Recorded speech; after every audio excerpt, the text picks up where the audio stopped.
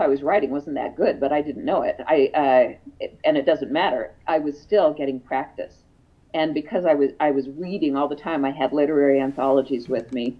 And so that was just my rule, that I would read every day and I would write every day. I would sell usually about one thing a year. And it wasn't until I came back to pursue my master's degree that I got some real direction and was guided into the authors who I needed to read, and then started finding mentors. And these are contemporary writers. But I started finding people who I kind of got it, realized at one time. I was trying to write stories that were deeply symbolic. You learn in high school how to interpret the symbols. And I learned that the symbols are entirely beside the point. But certainly in contemporary writing, they will probably appear just because of the way our minds work, but they'll just come organically. And if you try to create them, if you sort of have a labyrinth of symbols and the reader at the end says, wow, that was really deep, there were so many symbols, the reader has been kind of playing a game instead of engaging with your characters.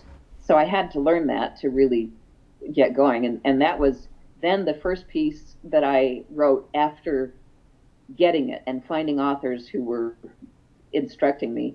I sold to the Southern Review, which I was thrilled with, and then still had more to learn. I continue that most writers would say they're still apprentices, even if we sold a lot of books. There are still things that we need to learn about writing, and I find myself still looking for mentors who are better than I am, who I can learn from. Marilyn Robinson is the person I've been reading lately. So at the beginning there, you mentioned wanting to be an actress and wanting to be involved in movies, and I know that you're currently working on a film project, so that kind of worked as a semi-good segue here. A movie called Heart of Africa. So can you tell us just a little about that? Maybe give us a brief synopsis of the film to start with. Oh, I'd love to.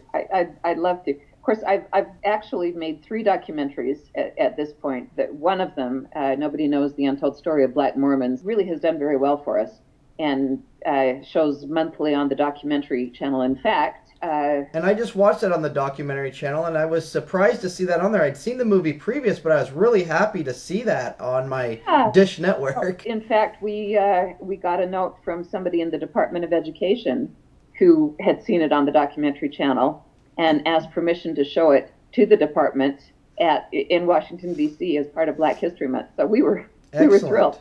But we actually made money off it, which you don't always do in documentaries. And it's a great film, I must say. I mean, I think it's very educational. I think it was put together great. Oh, thanks. That's we had wonderful interview subjects.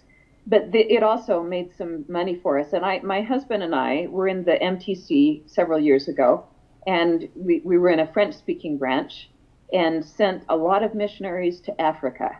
And I kept in touch with them. One of the missionaries emailed me. It was just, a total surprise in my email box to see a letter from this one missionary that just said, "Hi, we're allowed to write friends." At the Congo mission, it was the DR Congo. It is a difficult mission, and mail doesn't necessarily get through. And so they were allowed to write not only family, but friends, and I believe they had a little more internet time every week than missionaries generally do. And oh my goodness, not only did I write the missionaries who we had in our MTC branch, but they would ask me to write their African companions whose families didn't have internet.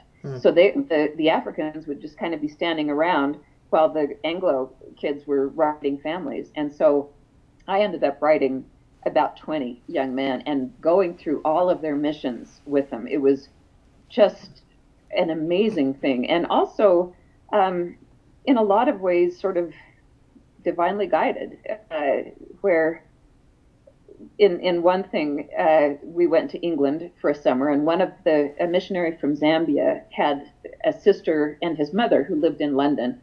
And we invited them over and got acquainted with them, and it was just wonderful. And then, like a week and a half later, this missionary's father passed away. The sister, who I had just met, emailed me to let me know that Jacob had died, Jacob Shirwa, the father. And I immediately went to my computer and wrote a note to Chiloba.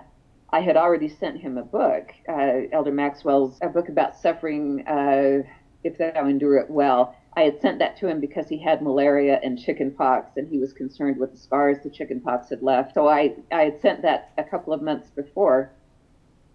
Anyway, as I wrote all of the missionaries, and they would get the email on Thursday, I wrote to another of the missionaries and said, "How is Elder Chirwa? I'm concerned about him. I know his father died." Well, when the missionaries got up that morning, this missionary turned to Elder Chirwa and said, "What do you think Sister Young's going to say?" And Elder Chirwa said, "She has no way of knowing." And of course, I already had my subject line for the email was, "I already know." The other thing was that because Elder Chirwa's father, Jacob, was an actor and was getting his PhD at the university in Lusaka, Zambia, I really wanted to interview him as a Mormon artist. And so I had done an extensive email interview with him, but I have not shown it to Elder Chirwa.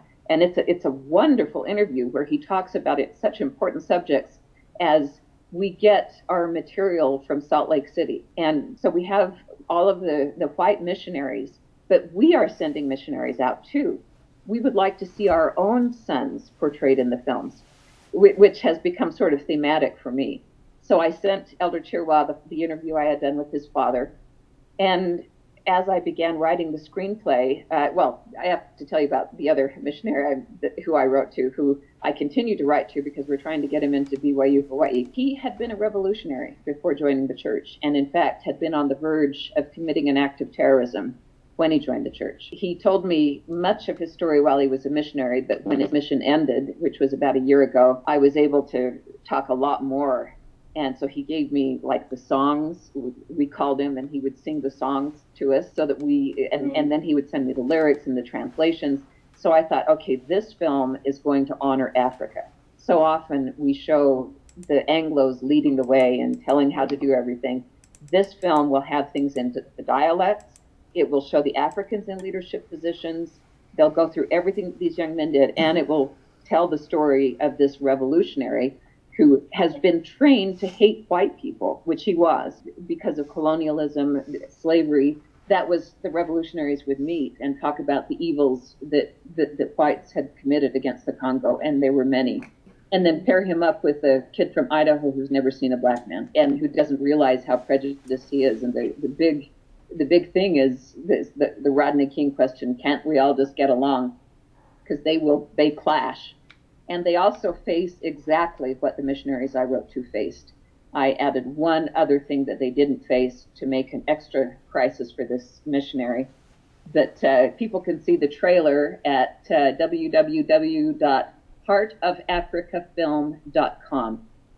And the fun thing is, if you realize that the kids you're seeing, it's just that I'm so old. I'm in it. I play a missionary mother. Somebody else was supposed to play my husband, but wasn't able to at the last moment. And so I asked my husband to just be the missionary father. The father's actually supposed to be kind of skeptical, but my husband does not have any skepticism in his soul. So he just played it as excited. But the missionary, Elder Price, who gets the call, is an actor. He's going to be involved in theater for all his life. But he is also, his real name is Elder Price, just like in the Book of Mormon musical. And he served in the DR Congo mission. He was one of our missionaries. Later on in the trailer, you'll see a couple getting out of the airplane where Elder Price is having his first touchdown in Africa.